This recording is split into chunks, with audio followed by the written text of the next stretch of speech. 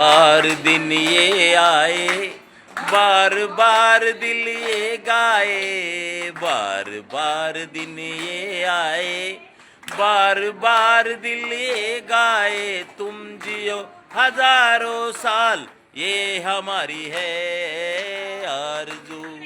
Happy birthday to you, happy birthday to you, happy birthday to you Nagapure madam, happy birthday to you.